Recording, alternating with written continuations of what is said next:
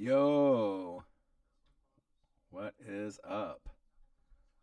I'm about to get this all connected here real quick. So, 1 second here. Want to go over a few different things.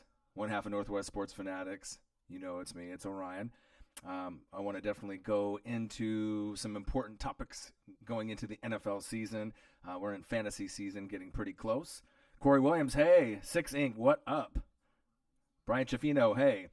This is going to be an interesting forum. We can go over drafting for fantasy football, running backs that I feel that are going to be great going into the 2019 season. You want to talk WWE? I'm a huge fan. AEW, college football, NBA, MLB, anything that you want to touch on. I wanted to obviously come up and say, what's up? MSA, what's up? Duck Dude, sound is good. I tried to make the right adjustments as we started off and got everything kind of tweaked just right. I see they got the Saints, Nolans Saints versus the Rams NFC championship game, and then we got some college football on, I think, ESPNU. So, Marcos Pineda, Yogi, what up? Go Hawks, go Blazers, go Beavs. I see you. I didn't know if you got the notifications, obviously, with the YouTube, but you obviously did. So, glad to have you in the forum. Basically, I just want to be able to go over just kind of the state of the running back position with Melvin Gordon. Not really getting the respect that he deserves. They think that they can just, plug in and play anybody at the running back position. We know that's not true, but I definitely want to go over my top 5 running backs. Northwest Sports Fanatics, my picks. So it's not going to be ESPN, Colin Cowherd, Fox Sports, CBS Sports. Drafting is hard. You got to have the right strategy for fantasy football, and I want to talk about running backs in general. My list is not going to be the same as anything that you see online. I did a lot of research, a lot of digging, kind of compared what I felt, what was necessary to be able to have a championship team compared to what maybe other people would do. Young Nola, yo, I'm back. Matthew Sanchez, what's up from last night? Glad to see you in the forum. Can't wait till college football season. Corey Williams, I cannot wait for a college football season. It's exciting. I know we got a lot of top-heavy teams and like Clemson and Alabama, but other than them, there should be some good teams that have some great seasons going into this year, and then that caps off your Saturday, and then you go into Sunday, and then what can you say? You got Sunday football, right, all day long, morning, afternoon, and then you got it in the evening at Sunday Night Football, Monday Night Football, Thursday Night Football, football for everybody. So it's going to be insane. So I want to start off going with the list. And there's a lot of people that you can kind of mention and go off. Just new coach, Kyler Murray. Are they going to hand the ball off a lot, or is he going to sling it? I'm not too sure. What up, Fanatics? Who dat? Steven Smith, you're back. Good to see you. Joe Mixon, kind of a sleeper. The Bengals, no one's talking about him. No one's talking about Andy Dalton. No one's talking about A.J. Green. No one's talking about avoid the Boyd, Tyler Boyd. It's going to be crazy. So he'll be like a sleeper pick as it goes, kind of deeper into the first round, second round. Todd Gurley is one of those guys. I don't have him in my top 5, and it's not that I don't think he's a top 5 running back, and he's been the number 1 running back for the last couple years, but with this injury and this concern towards his knee, if I had the top 5 picks, 1, 2, 3, 4, 5, I am not going Todd Gurley. If you go Todd Gurley, you're probably going to lose your fantasy league. So just giving you a heads up, do not go Todd Gurley. Still think he's a fantastic player. I wish him the best. I hope he plays great. I hope the knee isn't as bad as they say, but I wouldn't go with him. 2 guys that have really good value towards the end of the first round. If you have a 10-man league or a 12-man league, James, the Terminator Kana, it would be a great pick over Todd Gurley. Melvin Gordon, if we can get this contract kind of situated, that's going to be great. And then you have other guys lower tier after that. Dalvin Cook should break out. Nick Chubb is kind of my breakout star. I feel he's going to be great moving forward. He's going to get a lot of touches with Baker. There's going to be chemistry with the offense, but he's one of those guys can rip off those long runs. So I think that I like Nick Chubb, not in the top 5 picks, but somewhere probably in the early second round, depending on if your draft goes heavy running back. There's going to be some wide receivers that are going to get taken, like DeAndre Hopkins and Mike Thomas in the first round too. Sleepers, Damian Williams for the Chiefs. Not a lot of people are really, banking on, what he might be able to do if you're not a Chiefs fan or if you don't watch football, but I do like what he did, going forward. Devontae Freeman's health is a concern, as well as, Leonard Fournette. They may be able to give you good stats, but the injuries have kind of made me kind of double take and think, if you can grab one of those guys in the second round to double up the running back position, that's going to be great. But I want to go over my top five, 1, 2, 3, 4, 5, top 5 running backs to pick in fantasy. A lot of people love this running back. He was arguably the best running back in the NFL, not named Todd Gurley, for the last few years. Who am I talking about? I have at my number 5, this is close, number 5 and number 4, I have to go with my number 5 pick, Christian McCaffrey. Now, I'm not sure if he's a top 5 running back in the league just yet. He's kind of on the outside looking in. You could say like guys like Melvin Gordon might be a little bit better, but as far as fantasy is concerned, Christian McCaffrey is one of those guys that I feel that is on the up and up. He's gotten better and better. He's able to catch the ball. He's able to read the holes a lot better than people think. Carolina is going to be kind of shaky, I think, on offense with Cam's shoulder. A lot of people didn't really anticipate how good Christian McCaffrey was going to be. If you watched him at Stanford, you knew there was some talent there, but you didn't really know what he was going to bring, especially under the quote-unquote Caucasian white running back. Has there been a lot of white running backs that have dominated the league? We haven't really seen a lot of them, and he's kind of this hybrid guy that plays like kind of different than what we've normally seen in the past. But I do like Christian McCaffrey. He's a guy that not a lot of people are giving the right respect. If you're playing in a PPR league, you could probably go Christian McCaffrey 1, 2, or 3 just because he's going to get looks out of the backfield from Cam if his shoulder's not the greatest. Little dump downs, little screens. You're going to get a lot of points in PPR or regular. So look for Christian McCaffrey, even over guys like Melvin Gordon or James Conner. I love those guys too, but I think McCaffrey's a little bit better catching the ball off the backfield, being able to hit the holes. He's tough. He's strong. His dad is Ed McCaffrey. If you watch the Broncos, you know how good he is. So, look out for Christian McCaffrey. He's available somewhere between, 3rd, 4th, 5th, 6th. You're going to want to grab him. Mr. Nguyen, yo, what's good, my man? I'm glad you're in the forum. Just going over my top 5 running backs for fantasy. If you guys play fantasy football, I'm going to go over a list that is going to be different than anybody else's that's out there. Christian McCaffrey, I got him at number 5. Like I said, you could put him a little bit higher, but I feel some of these other guys I have ahead of him could score just as much, if not higher.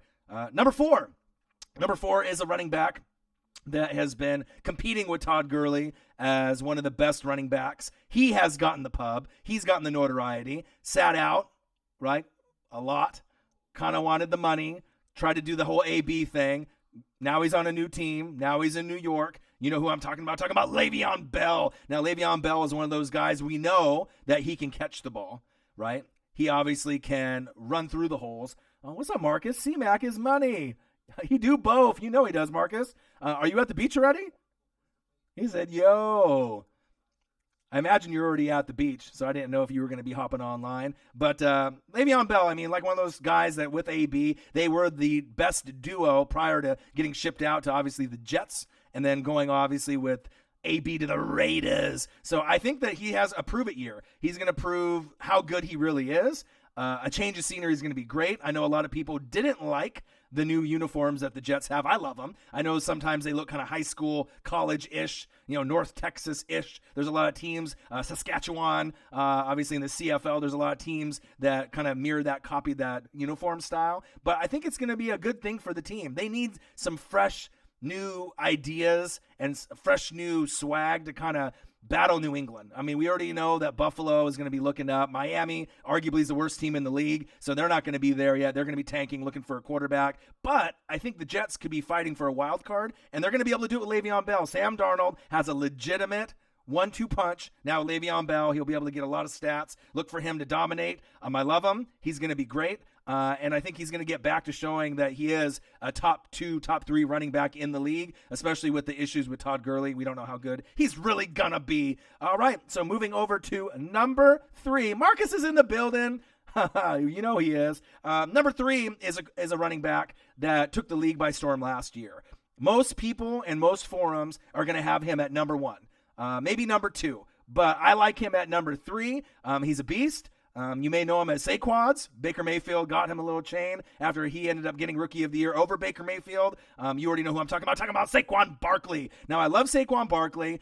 He'll be able to really dominate, especially as Eli's getting older. We know with Jones, he'll be able to get his time at some point. The offense probably isn't going to be the greatest, so they will be able to, kind of get more opportunities for Saquon than maybe last year with no Odell Beckham there, obviously kind of leading the charge and getting a lot of those targets. I'm not sure if he's going to be better than my number 2 or number 1 out of the backfield receiving the ball. But, as far as Six Ink said, Barry Sanders 2.0, definitely. If you have the first, second, third pick and you go Saquon Barkley, no one's going to laugh at you. He's going to pay dividends. He looks like he takes care of his body, is on the right diet. He's smart.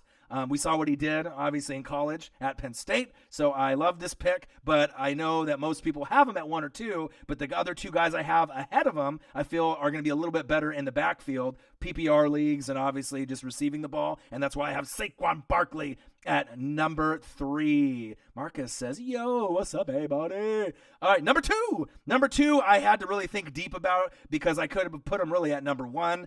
This running back might be my favorite running back in the entire league. I like what he's done. He had to take snaps with another running back, a little thunder and lightning action. They got Drew Brees at quarterback. I'm talking about the New Orleans Saints, and I'm talking about AK-41, the alien Alvin Kamara. And like I said, you may think, Saquon Barkley might be able to put up better stats than Alvin Kamara. But if you watch Alvin Kamara in the beginning when Ingram was out with the suspension, he can run, he can catch. He can dominate. He's a guy that can get multi-touchdown games. He can get you 2. He can get you 3. He can get you 4. I think that he has a little bit more of a chip on his shoulder, not being drafted in the top 5 picks like Saquon Barkley. This guy went a little bit deeper, and second, third, fourth round kind of guy. That definitely is going to add that chip on his shoulder. And I feel that he has a lot to prove, and he's going to get more snaps. So more snaps for him. Obviously, they have Latavius Murray there. That'll be kind of like the Mark Ingram Thunder and Lightning. I like basically what they have there. Probably very similar stats with Murray and Ingram, but I think that they're finally going to be able to give the 1, the 2, the 3, the 4, the 5th opportunity to Alvin Kamara, and that's why I have him at number 2 over Saquon Barkley, just because I think he's going to be able to grab a little bit more touches out of the backfield than Saquon Barkley and get some opportunities and screen passes in the offense. Number 1, there only leaves one guy. You got to kind of wonder who we have left. The main reason I have this running back at number 1, I'm not necessarily a fan of this team, but I am a fan of this player. To me, out of the backfield, he's the best in the league. And who am I talking about? I'm talking about Zeke.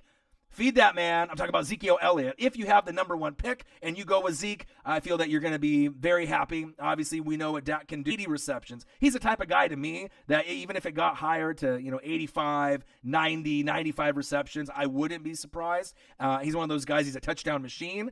He does some knucklehead things off the field, but I really do love Saquon Barkley, Alvin Kamara, and Zeke Elliott for my top 3. And like I said, if Zeke plays great, that's going to give them a chance to fight with the Redskins and the Eagles, for that top spot in the NFC East, because I don't think the Giants are there. If they have issues with Dak or Cooper or Zeke, then you're going to see them fall back, but I don't really see that happening. So that is my top 5 list. I had some honorable mentions in there as well, so I want to obviously go over your guys' take and, pretty much go over anything that you want to talk about this Friday. That's kind of my take on it. Like I said, in most lists that I've seen, most of them had Saquon at 1, and then Zeke and Kamara were kind of alternated. Christian McCaffrey, Le'Veon Bell were in most of them. I've seen some with Melvin Gordon, James Conner, but like I said, unfortunately, I wish I could put Todd Gurley up there, but just with the injuries, I just don't really know how good he's going to be, going forward. So. All right, so let's take some look at some questions and see what you guys have to think about the list as we go forward. Let's take a look. So Cole English says, I think Zeke will hit 2K this year. That's going to be tough. I'm not sure if he's good enough to get 2,000. Are you talking about 2,000 yards combined, rushing and receiving? Because like I said, 2,000 yards on the ground, you're not going to really see that too often. But I do like Zeke moving forward. Just the ability to be able to be in a PPR league or even a non-PPR league and to be able to get those extra points off the receptions. And his yak yards after getting the ball are crazy. So you're going to get lots of points. It's going to be one of those things, if you compare Zeke up with someone like a Joe Mixon or a Nick Chubb or a David Johnson. That could be the difference between you and winning the league or losing your league, as long as you get your wide receiver help, moving forward. But, it's going to be one of those things we have to kind of wait and see. But the stats between Saquon Barkley, Zeke Elliott, and Alvin Kamara are going to be very close, in my opinion. I think, it's not going to be one guy, has so much more stats than the other. All three, in my book, are like a number one pick. And you could really go with any of those three guys moving forward. So, all right, let's see here. AK-41. All right, so it looks great list. My list was almost the same 16. I mean, it's going to be close. You can move some guys around, Let's see, Javon Wright. Trust me, AK-41 is top 5, but wouldn't be as good with the Carolina O-line and no other weapons. I disagree. The thing is that, yes, they have Michael Thomas and they have Drew Brees, but if you saw AK-41 and how he runs, how he receives the ball out of the backfield, I really do feel, obviously Carolina's O-line, there is some issues there. Right? But if you're not going to be able to run, through the tackles and run halfback dives, you're going to be able to run screen passes, maybe, throw in, some trick plays, reverses. You're going to find ways to be able to get a guy like that open. He's very athletic. Like I said, you're not going to get any less than 10 touchdowns, in the season. And you could get 15, you could get 20. Those are the type of guys of Zeke, Saquon Barkley, Alvin Kamara that can get you, 15, 20 touchdowns in the season. It's not that crazy to think they're that good. That's bottom line. Mr. Nguyen, do you think Marcus Davenport is going to have a good year in this upcoming season? I definitely think that he can. A lot of talent. They obviously traded up for him. They're going to need him to play great. They're also going to be able to need guys like Sheldon Rankins. Hey. They need to have him healthy to be able to make the deep run. But the NFC South, 3 Fs, is going to be competitive. I don't care what anyone says. The Bucs are at the bottom looking up at Big Brother, but they got two new coaches, and they got Leftwich, so we don't really know how good they're going to be. The Falcons should have Freeman back at running back, so that, with Calvin Ridley and Julio, that's a nice little, triple threat that you got there. And then obviously the two other teams that I have up above them, Run CMC, Cam Newton, Luke Kuechly, Nolans Saints, Drew Brees, Michael Thomas, Alvin Kamara. The addition of Jared Cook is going to be amazing. I know he's going to make big dividends. He's going to be the best tight end they've had in a long time since Jimmy Graham. And even though Jared Cook has been a streaky tight end in his career, I really feel that maybe he'll settle down with Drew Brees and have that connection. And that might equate to a couple more W's at the end of the season with Jared Cook, because Jared Cook is a guy that could end up giving you multiple touchdowns at the tight end position. And like I said, you haven't had anyone like that consistently since Jimmy Graham. And you have a lot of other guys that are going to be able to make plays too. So, Brian Chaffino, I put Chubb on 4 on your list. Yeah, you know what? I think that, like I said, he's my breakout player at running back. I definitely agree that he is going to be up there. I don't think a lot of people are going to pick him. Like if you had the 4th pick and you go Chubb, you're going to be missing out on some guys that will be a little bit better. Because think about it. If they go Saquon, Zeke, and Kamara, you could go Le'Veon Bell or Christian McCaffrey. Would you really want Chubb over those two guys? Probably not.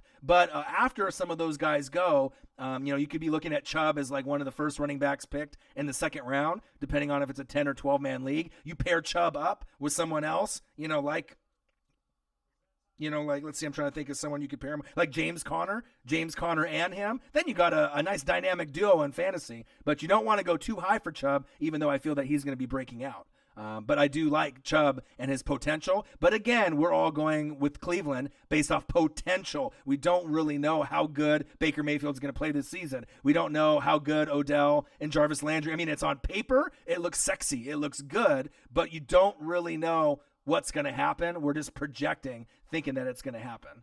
So, Sheldon giving that shimmy. Hey, Chris Ruel, he's going to be back, and that's going to make the big difference. If he can be anything that he was last season, that's going to be the difference between making or breaking the NFC Championship game and maybe even, getting to the Super Bowl and winning. He has a big impact, just like obviously Marshawn Lattimore as well on the defense, and Cameron Jordan, my favorite player on the defense. That's the most underrated player, arguably, in the whole entire NFL on that side of the ball. Jiahua, subscribe to like and turn on the notification. Thank you. I saw you yesterday. Thanks for coming in to the forum. I came in late. Damien, did Run CMC make your list? Absolutely, he did. I had Run CMC at 5. I was going to have him at 4 and thinking about Le'Veon Bell, but I definitely had him up there. PPR leagues, you're going to probably have him in the top 3. He's going to be a guy that's going to dominate, especially with the issues with Cam Newton and his shoulder. If he's not able to be able to get those wide receivers and tight ends open, they're going to hand the ball off to him and do little safe passes to, kind of get those easy first downs before you take those risks. So I do have him in my top 5. I definitely like the ability of Christian McCaffrey. He's one of those guys to me. He's an up-and-coming superstar, and depending on what he does this season and next season, that's going to be the difference of, people saying, is he a top 5 running back? Or he is a top 5 running back. And I think that's going to be one of those things that he's going to, show people each game, each week, how great he really is. And he's got the great lineage moving forward with Ed McCaffrey being his daddy. You believe that? So let's go here. What about AP, Adrian Peterson? I don't have him in my top 5. I mean, if you're looking at him as a guy later, further along, but I don't have him in my top 15 running backs to draft. But he could be a guy you could add on to your roster, to get some depth, depending on if you have 2 running backs, 2 wide receivers, and then you got an opportunity to get a flex like a wide receiver running back. And then if you had AP, if he's going to be the guy that starts for them, but I don't think he's going to start. You got Geis there. So Geis is going to be a guy I would assume if he's fully healthy. Marcus will tell you Geis should be the starting running back. But I guess they'll have to wait and see the battle of committee, depending on their quarterback situation as well. But as Geis, rolled in college, he looked nice. He could be one of those breakout guys. I mean, he was injured all last year. So it's like they got, him and Haskins, 2 almost essentially new rookies playing together, even though Geis was injured all last year. I kind of like the 1-2 combo that they could have at some point in the season moving forward. But I don't have AP in my top 15. All right, so let's go here.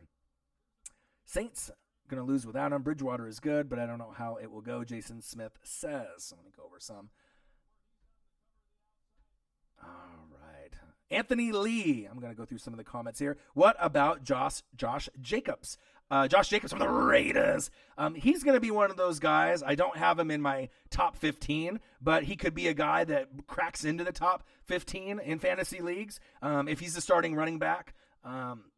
AB is going to be able to, get it open and, let the rest of the players know that he's there. It just depends on if they go running back with committee, kind of like the 49ers. They got a lot of different guys that they can rotate. But as far as talent in college, I like what he did, obviously, in Alabama. But we're going to have to kind of see what John Gruden's offense is going to look like. But that could be a guy that if you had him at like a flex position, if he really starts getting a lot of carries, I mean, if he gets like 20 carries a game, that could be a nice kind of sleeper to add on to your roster. But I wouldn't be picking him really quickly. I mean, you kind of want to wait and build your running backs and your wide receivers and then see where the rest of the guys are before you go reach for a guy like that. All right, so Brian Chafino, and let me go to Most Wanted first. Most Wanted 28, Chris Carson. Chris Carson, I like a lot. They're looking for that Marshawn Lynch type of guy. That's a guy that you can add on as maybe like a running back number 2 or a flex. That's going to be a nice piece to have. Can he stay healthy for the full season? That's the issue. He did have some issues with kind of getting banged up a little bit here and there, but Russell Wilson is going to need a guy. Doug Baldwin's not there anymore. You got Tyler Lockett, DK Metcalf. They're going to need to run the rock. They love running the rock, right? And they love playing defense. So that will be a guy I would be looking at. Probably maybe not in my top 15 running backs, but somewhere in that maybe second, third round, a lot of those guys that are similar in skill set are going to be available, and then you're going to want to add up and load up on running backs. So definitely I like that pick, but just not too high. Don't be reaching for him too early. All right. Marcus is at the beach, MSA. Otherwise, he'd be doing the video here with me. And then Brian Chafino, let me go back to you. What do you think about Gus Edwards and the running back core of the Ravens? The Ravens have a very unique core of running backs. And then obviously you got Lamar Jackson, kind of being able to show what he can do with his legs as well. With some of the injuries that they've had with some of the other guys on the Ravens too, this really does open it up for Gus Edwards. Me and Marcus picked him up in fantasy towards the end of the season. It paid dividends. I do like the opportunities that he's going to get. Again, he's kind of like a Chris Carson. I wouldn't be reaching for him too high, but he is a guy that you could add to your roster as long as you don't reach for him too soon. And that would be a nice, running back, maybe flex, running back number 2, or a guy on your bench that you can rotate with other running backs, depending on who you get and who other, people in your league, who they're targeting. If they're targeting other running backs or flex positions, you're going to have to kind of wait and see. But I do like Gus Edwards a lot. He's kind of a sleeper, kind of like a Damian Williams. These guys that are kind of not the most popular, maybe they haven't been in the league a long time, but if you watched the NFL last season, regardless if the Ravens are your team or not, those guys can help you win a championship by adding those extra pieces to your roster. All right. Corey Williams, do you think Mecole Hardman will get playing time? Yes, I do. I think he will, but obviously we can talk about Tyreek the Freak Hill. Innocent. No suspension. No games being missed. Which is kind of shocking because I was hoping that was going to happen, and I don't necessarily feel that maybe he deserves to have a suspension, but Roger Goodell is one of those guys that loves to throw those things out, it seems like, all the time. But even with that being said, Hardman should get some playing time. Andy Reid is a genius. He loves to be able to use all his weapons. If Tyreek was out for obviously 3 or 4 games, Hardman's opportunities would obviously skyrocket because they're going to be able to need another player out there out wide, or depending on where they put him in the slot, to be able to get those first downs and those opportunities. But I still think even with Tyreek the Freak Hill, he should be able to get some good playing time, and I think he's going to surprise a lot of people moving forward. All right. So Mr. Nguyen, you and Marcus should go to the Saints game this upcoming season. Versus Seattle, in Seattle. That would be crazy. I did have one friend reach out to me, but I mean, obviously money is going to be the issue because tickets in Seattle are one of the most expensive NFL tickets besides New England. I mean, you're looking $200 or more, and sometimes the seating isn't the greatest. I mean, you're sitting up pretty high. But to see the Saints play Seattle with Russell Wilson and Drew Brees, that would be incredibly lit. The Bucs are coming, obviously not as the same type of matchup, but being my team, that would be the one that I'm kind of looking for. But if I had to think of one matchup in Seattle to go to besides that one, definitely it's the New Orleans Saints. To see them in person, Alvin Kamara, Drew Brees, before he calls it quits. Can't guard Mike. That would be incredible. Cameron Jordan, the rest of the team, Coach Payton, that would be lit. No question. All right. Saints got something, Stephen Smith says, that no other offense has, a wild card like Taysom Hill. Agreed. And I think someone was mentioning in the broadcast in the open forum that Taysom Hill was like a 56, 8, something like that. That's so disrespectful. I mean, for a player that does everything. But I guess, Madden ratings are Madden ratings. He is one of the best X factors in the NFL. And don't be surprised, it is a copycat league. There's going to be other guys that are going to copy that type of style, but you're not going to be able to copy probably the production more than Taysom Hill. Taysom Hill did a lot of things that I liked. Me and Marcus love him. And he's one of those X factors that can help you win not only games in, week and week out, but they can help extend drives and help you get to really where you want to go, the Super Bowl. So, all right. Let's go down here a little bit. Javon Wright says, do you think the Panthers are a top 10 team in the league? Ooh, that is a good question. Because the Panthers and the Falcons and Seattle and Green Bay and Minnesota, the Jets, Denver, there's a few of those teams that are kind of all grouped in like the middle of the pack. You don't really know how good they're going to be.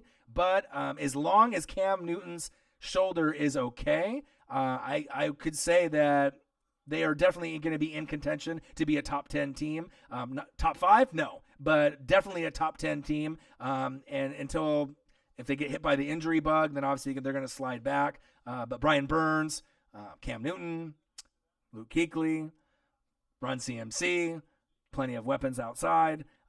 They are a little thin on the offensive line and at wide receiver. There's no doubt about that. But I think what they can do with Run CMC moving forward to get him more opportunities, screen passes and whatnot, he's a beast. I mean, he's going to be able to kind of help out and the weaknesses that the Panthers have, no doubt about it. But it's going to be a battle. NFC South, I mean, you could lose a lot of games there. You play the Saints twice. If you lose that, you split with the Bucs or you split with Atlanta, you're going to be looking kind of, looking up at the rest of the schedule, hoping that you can, kind of supplement some of those other wins depending on who you're playing. It's not going to be easy, but I do like the Panthers moving forward. So,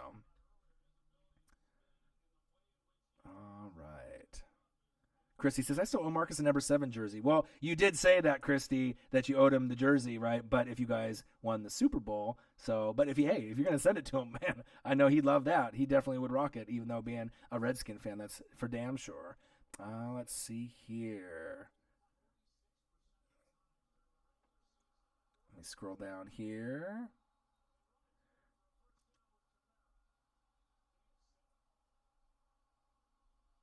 All right, so Green Mobsta said, don't sleep on Coleman, McKinnon, Breida combo in San Francisco. I do like the three-headed monster that they have there, but the backfield is crowded, there. We'll have to see who ends up getting a majority of those carries. I always liked Breida. He's one of those guys, he's kind of like, people sleep on him a little bit, and he's a little tougher than people think. And then obviously McKinnon is more of a kind of like a third down back.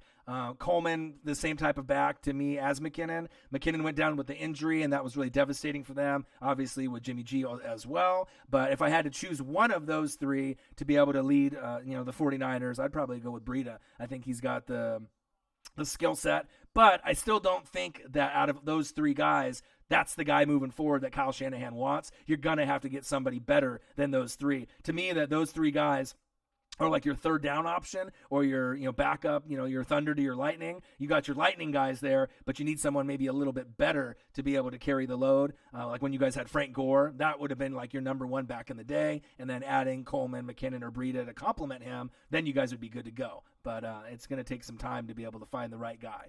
So, all right, let's see. Jeff Bob. Chris Carson is a top 3 running back in the league, underrated. He is not a top 3 running back in the league, but I do like his game.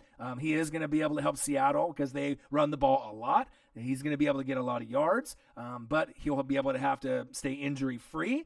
And the thing is, if you pick Chris Carson and you had a fantasy draft and you picked him 1, 2, or 3, you are losing your fantasy league. Hands down. You are not going to be able to recoup from that with the rest of the talent that's going to come back to you in the second and third round to make up for that pick. So, Jeff Bob, if you're playing fantasy football, even if you're a Seahawk fan and you're a hardcore Seahawk fan, do not pick Chris Carson in a top 3 pick. But I do like him as a running back.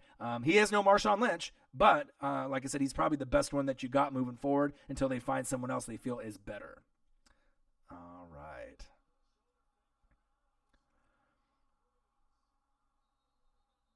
All right, young boy Alex. What is good?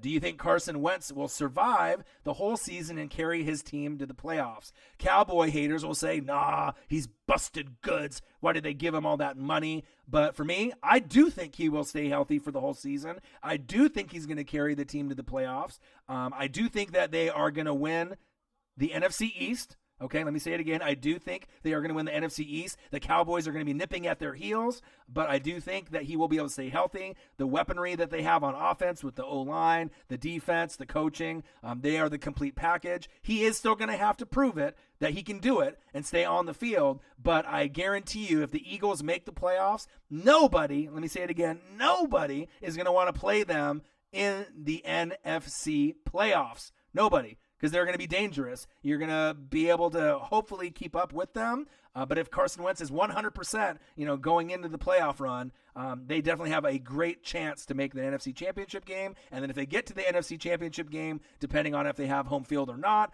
they definitely would have an edge going into the Super Bowl if they played at home in the NFC Championship game, in my personal opinion.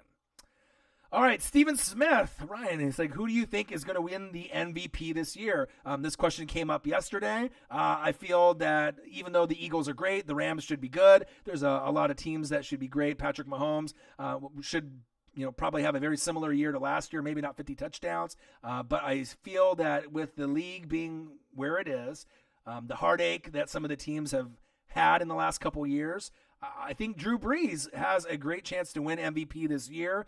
He's still going to have to go out and prove it and do it. But I feel that they have one of the most well-rounded teams, offense, defense, line. They got specialty players like Taysom Hill. Coaching's great. They're going to have to wait for Sheldon Rankins to get healthy. But I do think Drew Brees has a fantastic shot at getting it. And you typically don't see the same player win the MVP 2 years in a row. And if it's not Drew Brees, it could be a defensive player. Kind of that surprises people that you wouldn't expect. Maybe a guy like Darius Leonard. Usually guys, when they get in that second year, I believe, like I said yesterday, J.J. Watt, I believe in his second or third year, ended up winning, I believe, MVP or Defensive Player of the Year, those type of honors. So it could be a guy like that. Aaron Donald is amazing. There's a lot of guys on defense, Khalil Mack, Von Miller, Luke Kuechly. There's a lot of guys that could do amazing things and kind of break out, but you're going to have to have amazing season, 20 sacks, 25 sacks, something crazy to kind of open the eyes to have them take that award away from a quarterback or someone else. But usually quarterback or defense, you're going to have to look in those, two areas to see who it will be. But I do like Drew Brees' chances this season. All right. Helford, 247, $2 donation. Brees for MVP. Who dat? Thank you so much. I appreciate you very much. All right, let's go over. Right. Mr. Nguyen, how did I become a Bucks fan? So since I've been living here in Oregon, most people would think since I'm a Mariner fan, since I met Ken Griffey Jr. When I was 7 in first grade, and that's my favorite player of all time, that I would be maybe a Sonic fan or a Seahawk fan. But the thing is I've always been different. I've always liked defense more than offense. And most of, your friends or people that at work, it's usually about the guys that throw the touchdowns, the guys that run in the end zone, catch the touchdowns, wide receivers, running backs, quarterbacks. But for me, it's always been linebackers first, middle linebacker, outside linebacker, DN, D tackle, safety, those guys first, and then the rest of the offense. And Seattle never had anybody that I could connect with. I did like the 49ers growing up as a kid. Joe Montana, Jerry Rice, Dion, Steve Young, the list goes on and on. Tom Rathman, Brent Jones. You can go Ronnie Lott. But at the time in 95, I was about 13, the 95 draft, Warren Sapp, Derek Brooks. And it was game over after that. They already had John Lynch. Then they added Rondé Barber, Simeon Rice. And to me, Derek Brooks is my favorite player of all time.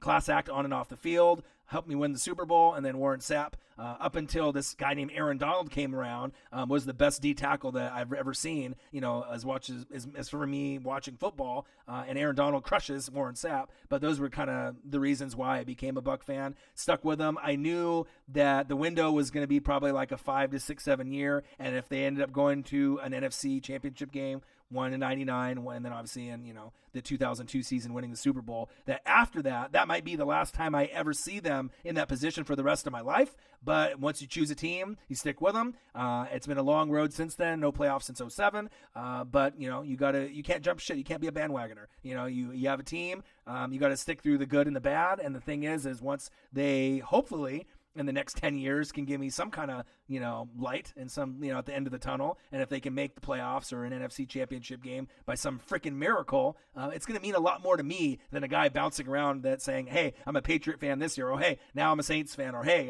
now I'm a Rams fan.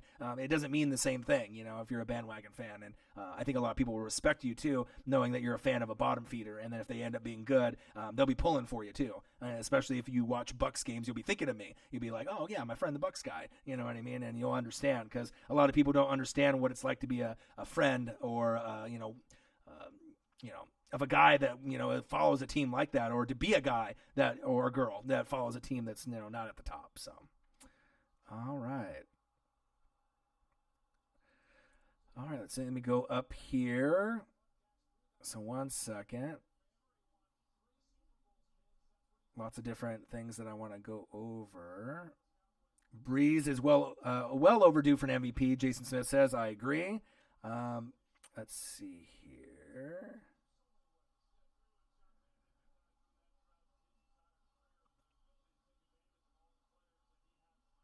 Lots of comments are getting blasted here back and forth by you guys.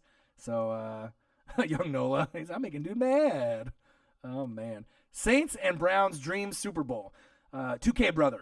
I'm not sure about the Browns, but as far as a bottom feeder team being good again, it would be hella exciting. But I don't think the Browns are going to be able to get past the New England or the Chargers or the Chiefs. I mean, or the Colts. I mean, there's a lot of teams that are going to be ahead of them. But if we could dream, you know what I mean, down the road, if the Browns can, we got to first think we got to get the Browns to win some freaking games first, then the playoffs, then if they do it for a couple years, maybe an AFC Championship game, then Super Bowl. But it's going to be, I would assume it's going to be a little bit of a road. I don't think it's going to be something that they're going to be able to do just right away. So they got to learn how to win. All right, 2K brother, $1.99. Browns Eagles dream Super Bowl. Hopefully, thank you so much, man. All right, let's see here. Yo, boy, Alex, what up? He says, I always thought that the Browns were so overrated. Do you think they'll make it that far? Not the Super Bowl, you know what I mean? But if they do make the playoffs or go to the wild card, would I be shocked? No. With the roster they have, it's going to be a learning curve, though. Kitchens at coach, Baker with these new teammates that he has. The defense is going to have to play better.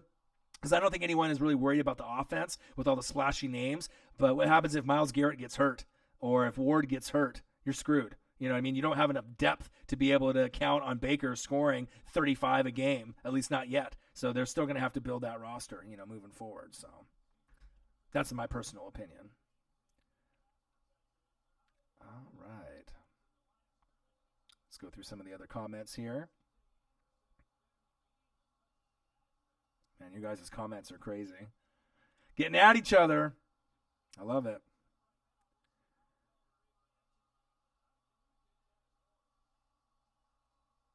All right.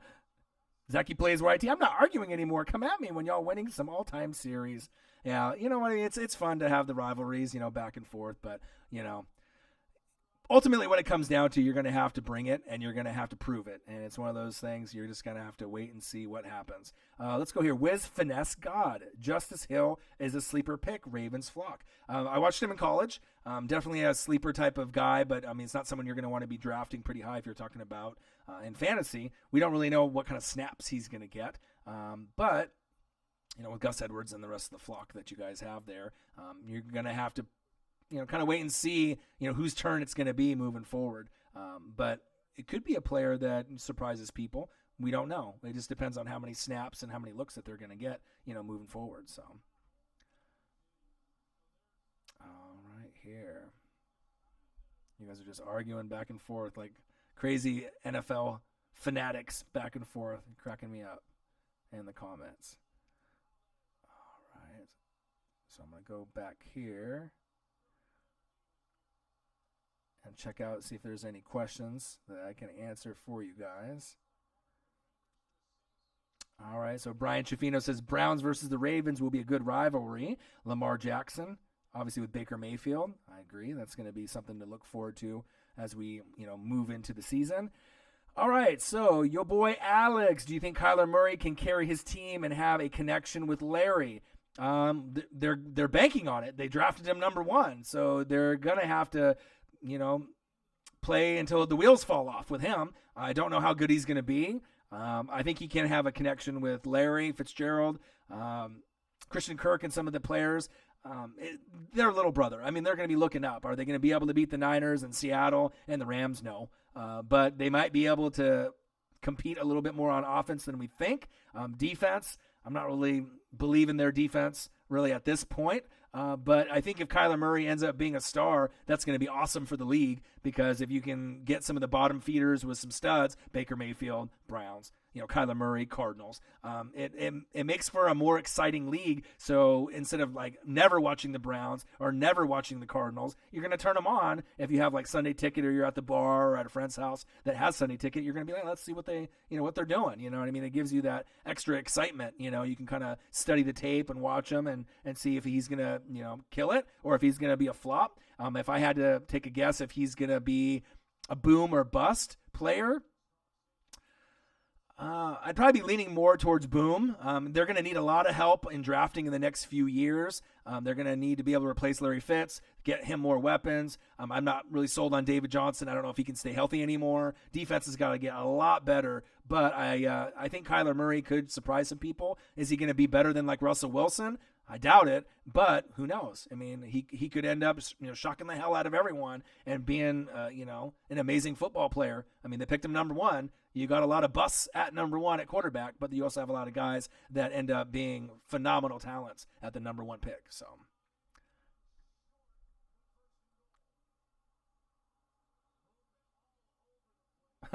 Javon Ryan, if the Panthers win 12 games like you said yesterday, I want $100. Well, I wish I'd have $100 to give you. You know what I mean? That would be great, obviously, being for a Panthers fan for you, because that means if you're winning 12 games and you're going 12-4, the Bucks are way behind that. Atlanta's probably at 500 or worse, and then the Saints are going to be probably at that point either a win ahead of you or 2 wins behind you. But like I said, the division is so tough. NFC's tough. NFC South is tough. Do I think they can get to 12-4 this year? No. But I think if they keep building in a year or two, it would be a little bit more maybe realistic or possible. Not impossible if they get there. But I'll tell you what, fans that aren't the Panthers, right, if you get to 12 wins, they're going to be shocked as hell. No one's expecting the Panthers to win 12 games, and you could literally win the division at 12-4. And I don't think anybody's really picking the Panthers to win the division. But if they do, Cam Newton's shoulder, that's the key. Is he healthy? Do you really think, honestly, that he can lead you without getting hurt the whole season? How bad is the shoulder? We don't know. We have to kind of wait and see. But Run CMC is a beast, and they got some key pieces on defense. So we'll just have to kind of wait for the season to play out and see if they can beat. Because, I mean, if you're going 12-4, that means you got to sweep the Bucks, you got to sweep Atlanta, and then you got to probably split with the Saints or sweep them. And I'm not sure if that's possible with the, kind of parity that we have in the NFC South. Just saying, so.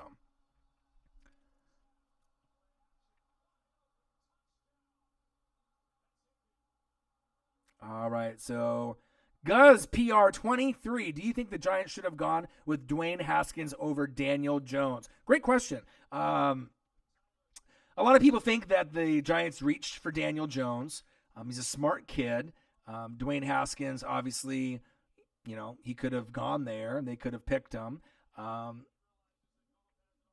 not sure. I mean, it remains to be seen. I'm not sure if either quarterback is going to be the guy moving forward, for the long-term future. Is Daniel Jones Eli Manning? I don't know.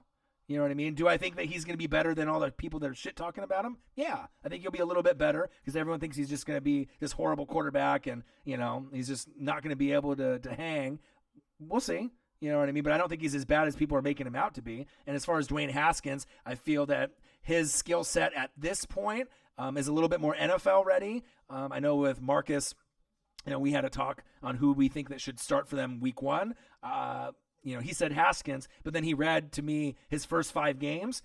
There's going to be a lot of L's for the Redskins in those first 5 weeks with a lot of quality opponents that they're going to have to play. And, depending on if they can get the issues resolved with some of the offensive linemen that have had issues, you don't want to feed them to the wolves. But I think I like Haskins right now over Daniel Jones. But I think I like the fit of Dwayne Haskins, with the Redskins and Daniel Jones with the Giants instead of vice versa. I think it's better fits where they are now. If Daniel Jones goes to the Redskins, I'm not sure if that's a really good fit. And then obviously, with Dwayne Haskins going to the Giants, he could play on either one. The Giants with obviously Saquon Barkley, that there would be some chemistry there. That might work out a little bit better than the Redskins possibly, but I think the Redskins have a deeper roster than the Giants, so he'll prove himself. It's going to be a battle, but we're going to have to wait and see how long it's going to take before each guy gets their opportunity, probably after week 5 for both. But after week 5, they should be able to get a shot to at least get in there and show what they can do. But I am not sure if they are the guys for the future, to be very honest. So.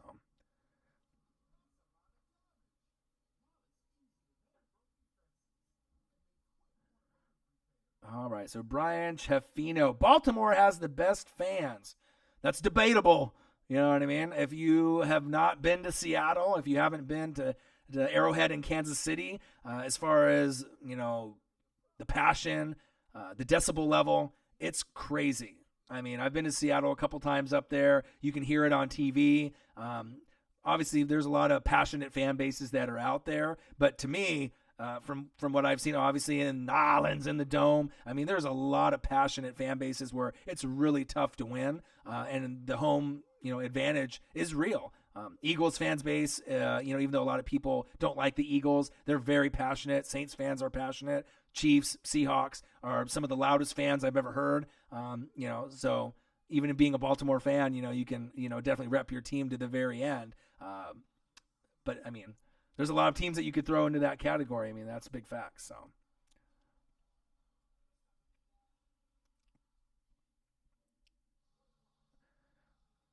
All right. So, yo, boy, Alex, do you think Tom Brady will fall or fail since Gronk retired? No.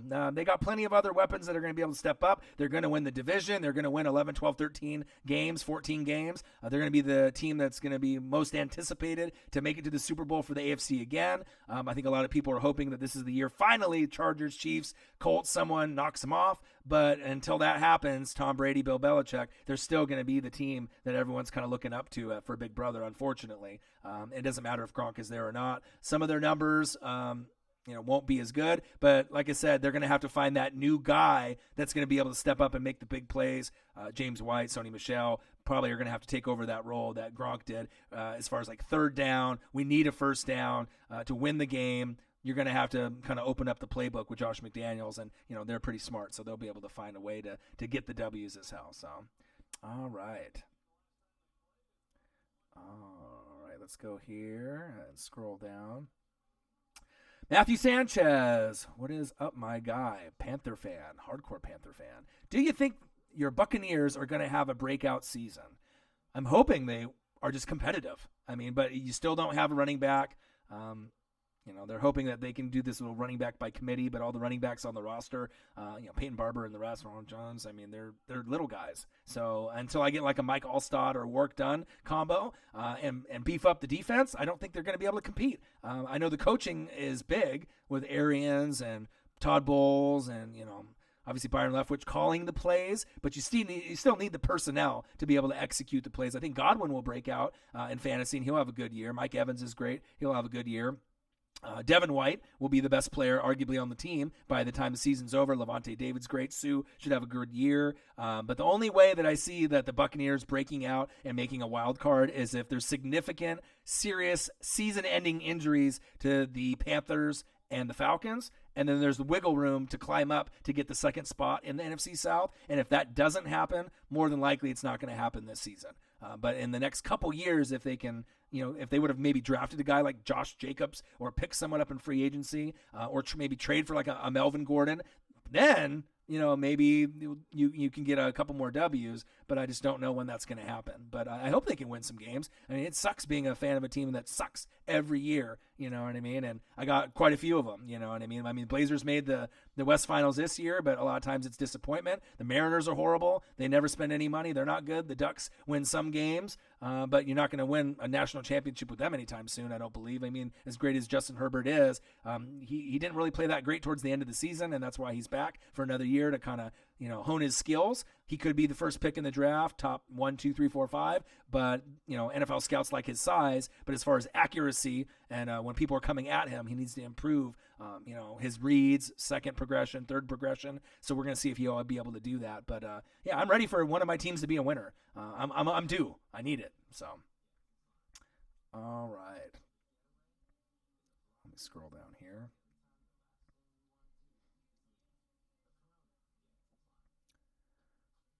Go through some of the comments here.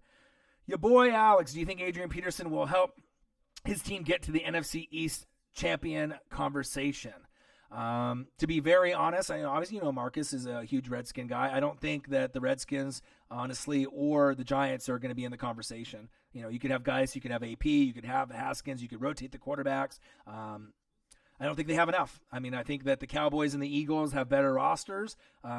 they would need significant injuries to happen for them to be able to be in the conversation. For example, like Dak Prescott would have to tear an ACL.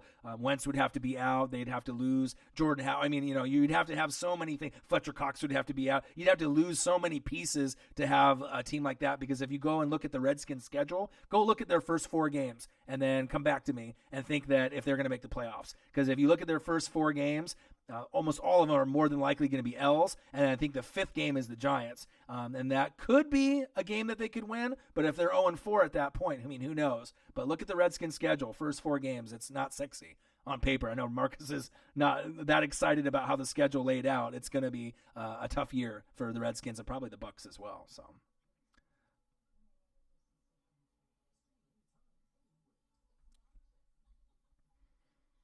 All right, here.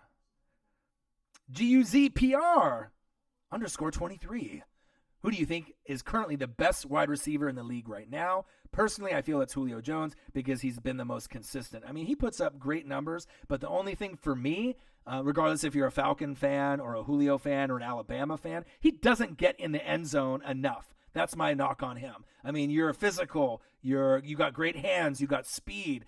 People like to put Megatron and AJ Green with you in that kind of category, just being unbelievable. AJ Green's got banged up. He can't stay on the field. Megatron is retired. Julio Jones is a guy that I feel between the 20 and 20s, through the hashes and being able to move the ball from the 20 to the 20 to the red zone. He's great. He's one of the best. But he gets a lot of yards and he gets a lot of receptions, right? That's no doubt. Every year, right? But he does not get in the end zone. For a guy that talented, he should be scoring 10, 11, 12, 13, 14, 15 touchdowns, double digits every year. And when he gets under 10, it's a real disappointment to me. And that's kind of the reason after Kyle Shanahan left, the offense isn't the same. You got to have good play calling and mix it up. And when you don't have a great play caller, the team suffers. And they may never be the same. After Kyle Shanahan obviously left to go to the Niners invested and got a guy that's going to be able to recreate what they had in Atlanta.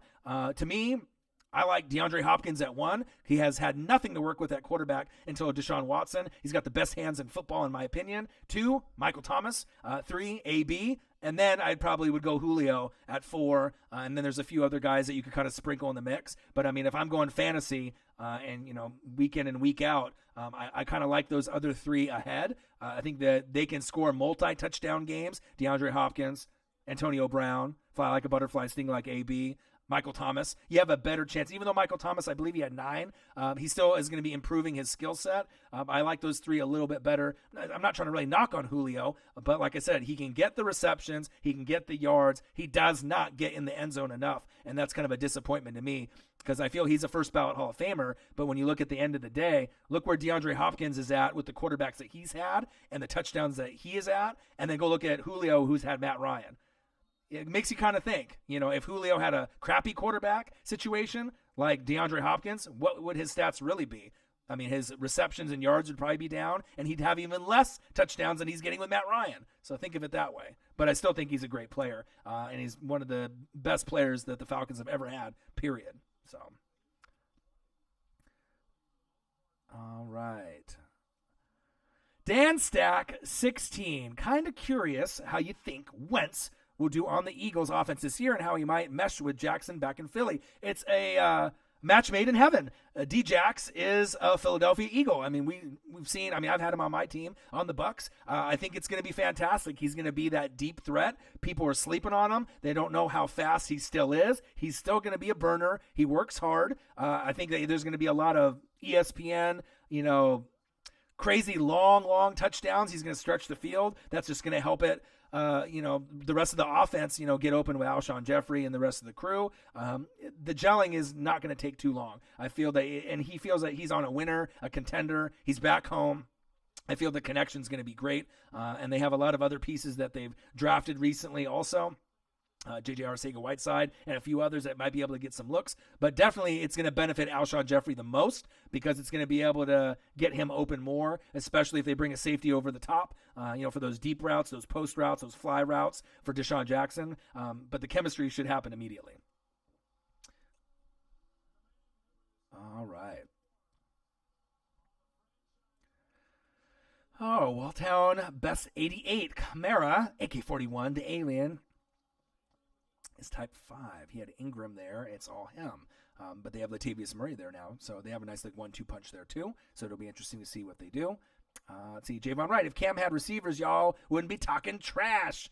Well, the reason that you have to understand, Javon, people are talking that particular way. It's not that, necessarily it's just they're Atlanta fans or Bucks fans or Saints fans, is that, Cam is a personality, right? Some people don't like Cam's alpha behavior, right? And I feel that there's a lot of passers out there that are more pure in the pocket, right? But if you're a Panther fan or an Auburn fan, this is the best QB that you've had. He's one of those dual threats that you can use his legs, in the red zone or even close, like you're on goal line, you're on the 5-yard line. You have a quarterback, only one that you can choose to be able to, dive over the top or get you in the end zone. Most people are going to pick Cam Newton, right? But the thing is that when Panther fans say that Cam Newton is so accurate and they're, you're putting him in the same categories like Aaron Rodgers or Tom Brady or Russell Wilson, that's where the kind of the disconnect comes. But you don't have to be, on that level passing the ball with Cam Newton to win. He didn't have to do that. You can use your legs like Dak Prescott and show them that you can score in multiple ways. But I think it's just that personality is why when you get people that are they got the blinders and they only see their team, right? It's easy to do. But I still think Cam Newton is a talent. You got Matt Ryan is more of a pure passer. Drew Brees is a pure passer. But can those guys run the ball in like Cam Newton? No. So you got to think of it in a positive way. When Cam Newton's healthy, he gives you that X factor where you can get a guy that can run the ball in and he can throw it. Can he even improve his completion percentage and his accuracy? Definitely. He needs to, especially with his shoulder injury and his throwing motion. But if he can kind of, patch that up a little bit, that could be the difference between you guys going maybe 12-4, 11-5 someday, and then making that deep run again and going to an NFC Championship game or not. I mean, it's really bottom line. All right.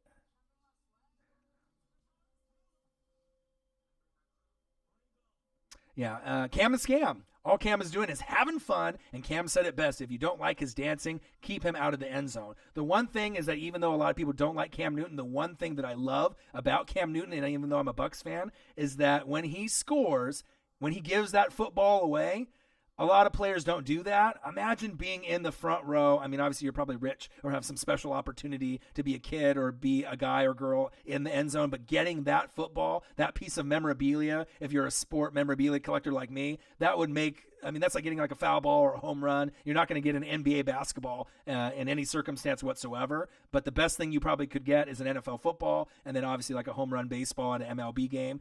That would make the rest of your life. You're indebted to Cam Newton forever, and that's the one thing that I do appreciate about him. He can dance, he can have the swag, but he gives back, and I think he's kind of misunderstood a lot. People just want to think that, he's a selfish, arrogant guy, and I don't really think that's true, because if it was, why would he be doing, those things for the fans? And even he does it like on the road. I mean, it doesn't matter if he's, in Carolina giving it away to the home fans there, or if someone travels to Atlanta. There was a nice little story on ESPN when they had their storm there, and they had a family that was wondering, what do we do? Do we go to the game for the son's birthday or not? And he gave that football away. I mean, that means everything. You could be in depression and your home could be lost to like a flood or tornado, and you get a football, and that could make everything better, moving forward. So I got to condemn, Cam Newton for being that type of guy. Definitely misunderstood, but he's probably arguably out of all the players in the NFL, I put him up there as far as like, the fans and doing things extra. I wish other football players would do that, because I don't think they really understand that if a fan gets a ball, how much that's going to mean to them. I know if it was me, I would love that. I mean, he'd be my favorite player. I mean, if I was a Panther fan at that point, even if he was already my favorite player, but just the fact that he does things like that, I mean, he's making people's lives change, with just a simple gesture of giving them a football, which NFL players probably don't even really give a shit about anyways. But to that fan, that kid, that means everything. So.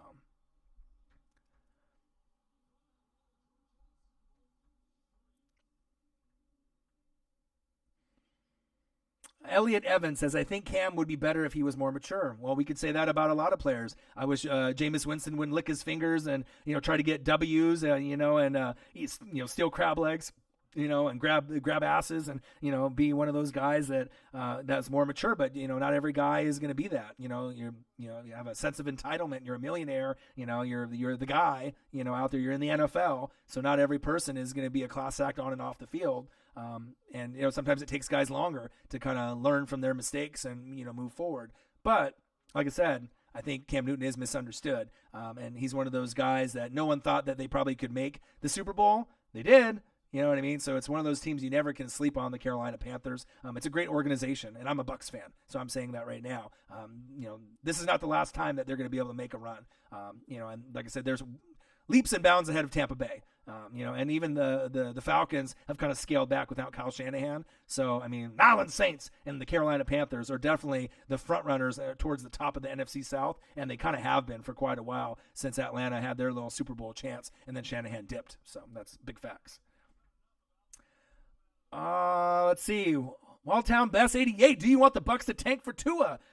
You say, I don't think he is worth it. I do. I don't think that they're going to be able to tank. You know what I mean? Because Miami and some of the other teams are going to be kind of towards the bottom, and they're going to have chances to get Herbert from Oregon, Justin Herbert. They're going to be able to get Tua. Tua, I like a lot. I think he's going to be a game changer. I love lefties. If you watch guys that play sports, basketball, baseball, football, Ken Griffey Jr., lots of other guys that are lefties, they're very smooth. Chris Mullin, Michael Vick.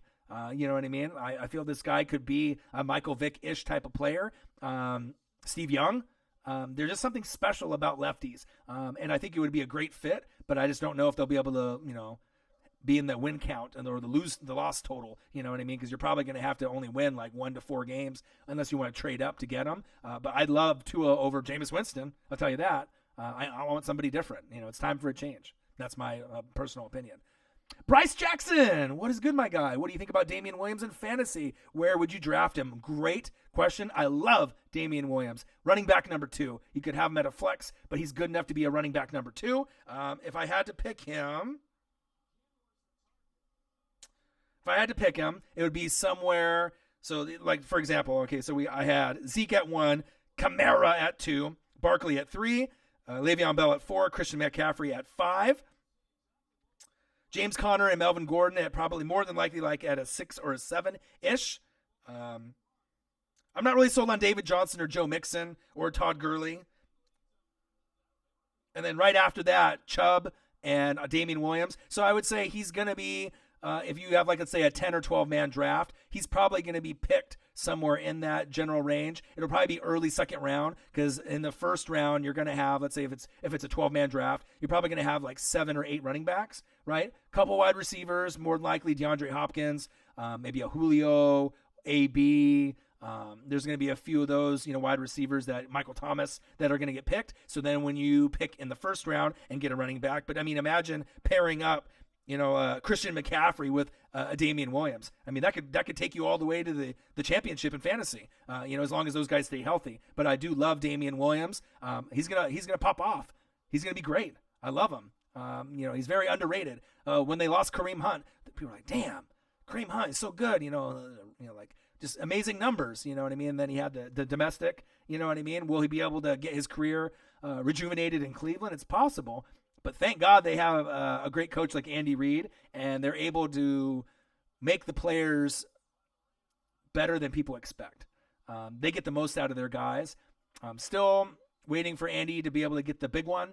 I think that he'll be able to get it at some point, but I love Damian Williams. If you can try to find him in the second round, if he's still there, you're going to want to snag him up, because like I said, I like him better than just a number of these guys. David Johnson, I like him better than him, because I don't know if I trust David Johnson in his health. Joe Mixon gets kind of hurt for me too much. Dalvin Cook, I like Damian Williams more than him. I put him in the same category as kind of a Nick Chubb and Damian Williams, probably somewhere around that 7, 8, 9 range. But I definitely would look at him in fantasy. I would grab him.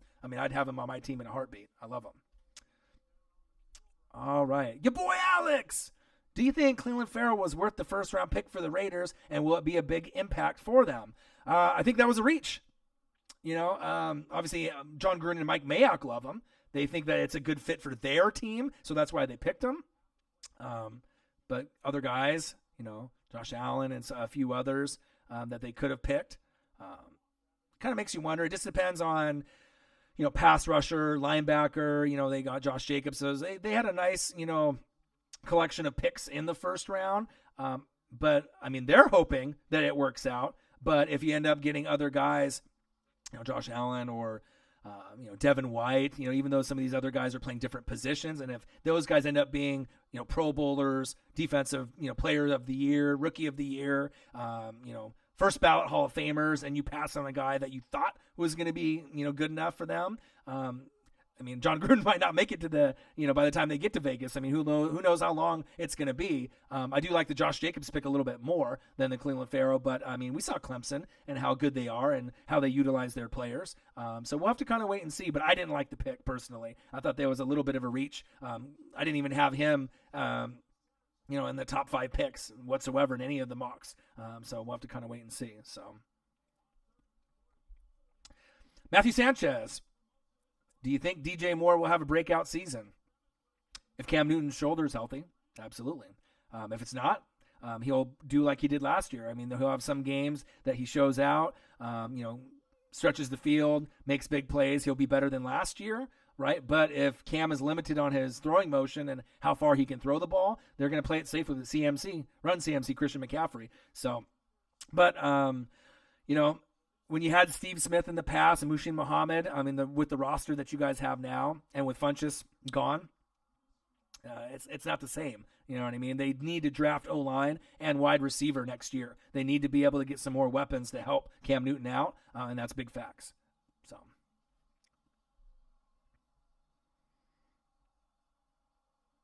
Javon Wright, Ryan Nathan Peterman, or Tom Brady. Peterman! Man, there's been so many bad players in the NFL at quarterback. It's just comical. But, yeah, a nice one right there. Way to make me laugh. So let's go here.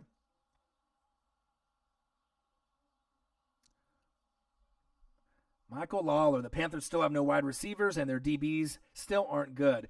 Obviously, when Josh Norman left, it definitely left a little bit of a hole there. There's still needs to fill. But if they end up getting a free agent wide receiver, a big one, someone like a Julio Jones-ish type of guy, that can make the big impact. That could be the difference between the Panthers, making deep runs to the NFC Championship game or not. But you need more. You need more weapons for Cam, and I'm really interested to see, what his throwing motion is going to look like. What is he going to look like at the end of the day?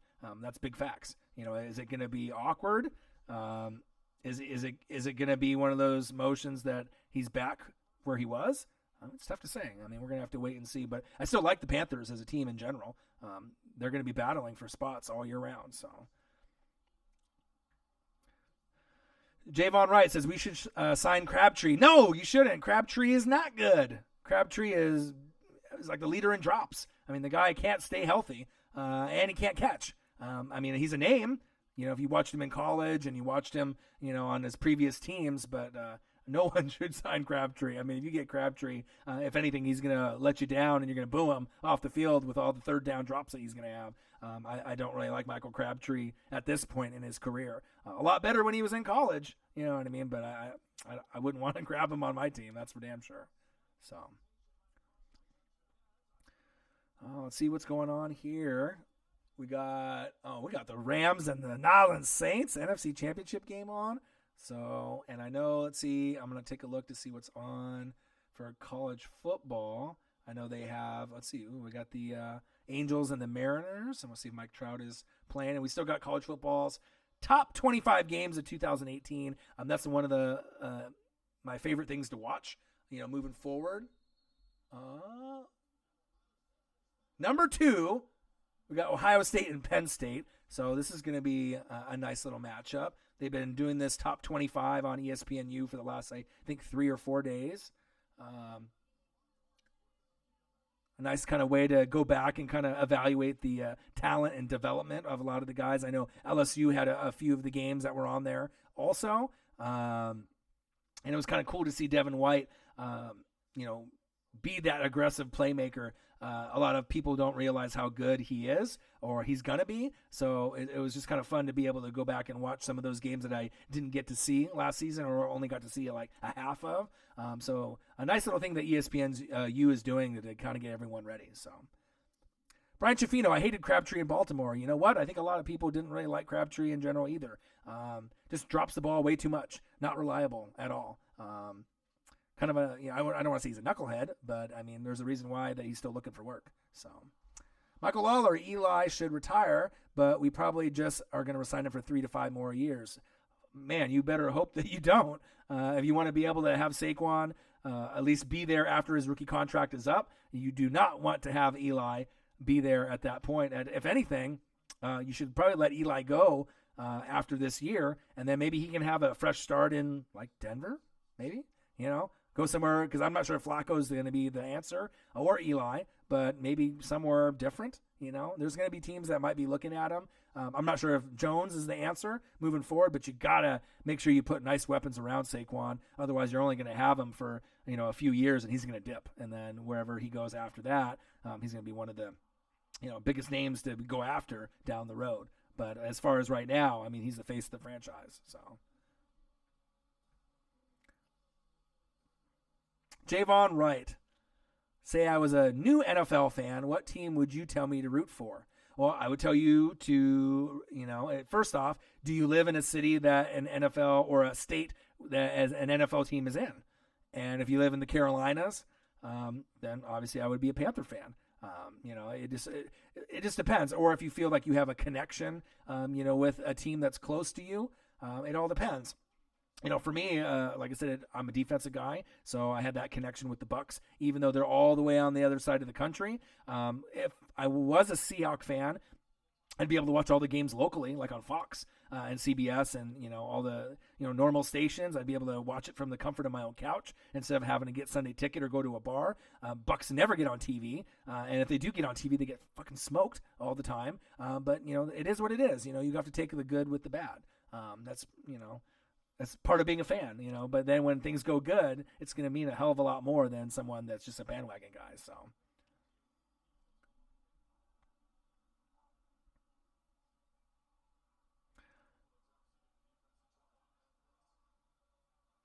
yeah. The exotic fades. I live in Texas and I'm a Saints fan. It's crazy too, because I know with Marcus, lived in the DMV, DC area, and believe it or not, even though you're, like in Redskin country and Raven country, there's a lot of Cowboy fans out there. And some of his family members are Cowboy fans. And it's like, how can you be a Cowboy fan when you live in that D.C. area? But there's just a lot of them that are out there, maybe from the past, Troy Aikman, Michael Irvin, Emmitt Smith. I mean, it just depends on the connection that you have with the players when you're young or when you decide to claim your team. And then usually, when people decide that they like that group and that team, then you stick with them. And it might not be close to you. It might be a team that's farther away. Like I said, when I was younger, I didn't have the connection with the Seahawks one bit. I was more of like a 49er fan at that point. But I didn't claim them as my team because they didn't have the defensive guys that I kind of connected to. So,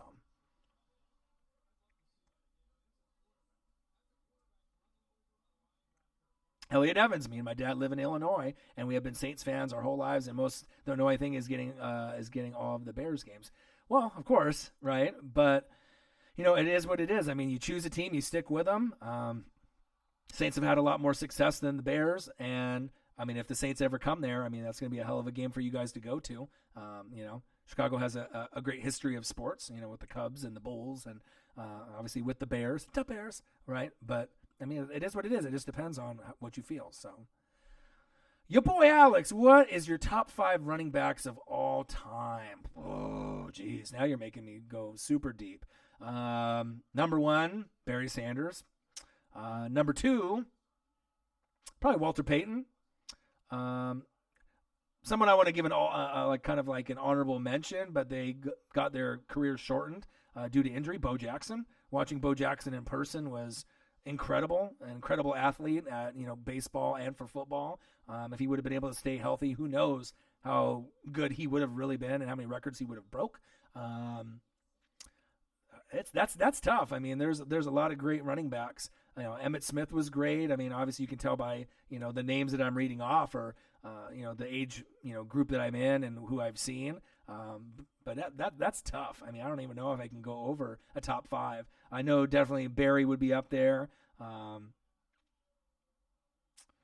Emmett's up there. Walter Payton's up there. Eric Dickerson was a beast. There's a lot. I mean, there's a lot of guys that you can definitely kind of go into and look at. And Gale Sayers. I mean, if you go back and watch some old tape of some of these older guys, it's insane on how good some of these guys really were. LaDainian Tomlinson, he was amazing. Adrian Peterson in his prime was amazing. There's a lot of guys that you could definitely put in that category. Definitely put me on the spot there. But my number one, definitely Walter Payton at 2 and probably Barry Sanders at 1. Barry was just incredible. There's not going to be anyone like him ever again. That's a big fact. So.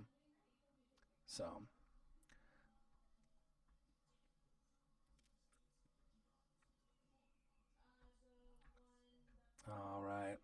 Well, I think I'm going to take a quick break and then let you guys be able to, get to any football or baseball that you guys are watching. Been online here for about an hour and 20 minutes or so. And then I'll get back on if you guys want me to. And then, if you guys want me to answer some questions, or we want to talk football, you want to talk WWE, MLB, NBA, anything like that. I just wanted to make sure that I come on. And obviously, Javon Wright's like, no, don't leave. I just need to grab something to eat real quick. And then, like I said, I'll be able to, come back. And then I will come back tonight, though, because like I said, I'm not going anywhere tonight. I'll come back online, and then I'll probably go for another hour, and then we can talk football, basketball, baseball. But got to get a few things done, and then we can get back into it. Helford 24/7 or 247, thank you for the donation. 2K brother, you as well. I love you guys. I will be back. Once you guys see the notification, you'll see it. And I'll probably go over my top 5 corners going into 2019. And that'll be a list that not everyone will agree with, but I feel that'll be something that we can talk about as well. I'll see you guys soon. I will be back. Take care.